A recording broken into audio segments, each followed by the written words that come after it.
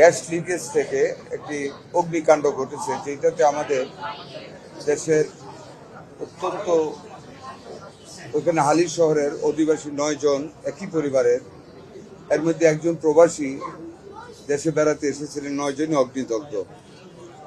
ওদেরকে অগ্নিদগ্ধ অবস্থায় উদ্ধার করে আত্মীয় স্বজন ঢাকা আনার পথে একজন রাস্তায় মৃত্যু হয়েছে, আরেকজন আজকে সকালে ঢাকা মেডিকেল কলেজ হাসপাতালে চিকিৎসাধীন অবস্থায় মারা গেছে এইখানে বার্ন ইউনিটে।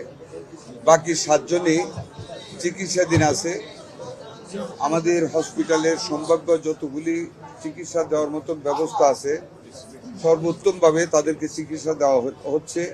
আমি নিজেও দেখে এসেছি। 100% বার্নই বেশিরভাগ না, 100% মানে 3 জন ছিল, একজন তো মারা গেছে আর একজন মারা গেছে। 7 জন 60% এর উপরে 60% অ্যাবাভ বার্ন আছে ওখানে। একজন আইসিইউতে আছে, ভেন্টিলেশনে আছে, Ventilation. আর এমনিতে আইসিইউতে আছে আরেকজনকে সার্ভিস চেক করবেন। 7 জনই আমার এলাকা তো হ্যাঁ হ্যাঁ ও, শুনলাম ইয়ে। এটা। আমাদের এমপি এলাকার যথাসাধ্য আমরা চেষ্টা করতেছি, আমাদের হসপিটাল কর্তৃপক্ষ চেষ্টা করতেছেন। আমাদের মাননীয় দুর্যোগ মন্ত্রী এখানে আছেন, আমাদের ওই এলাকার মাননীয় সংসদ সদস্য উপস্থিত আছেন। আমাদের অ্যাভেলেবল যত ফেসিলিটিস আছে, মেডিসিন আছে, সব হসপিটাল কর্তৃপক্ষ দিচ্ছেন। বাকি যদি আরও কিছু লাগে আমি আশ্বস্ত করেছি, আমরা উভয়ই আমাদের হাসপাতাল কর্তৃপক্ষকে আমরা সেটা যোগান দেব।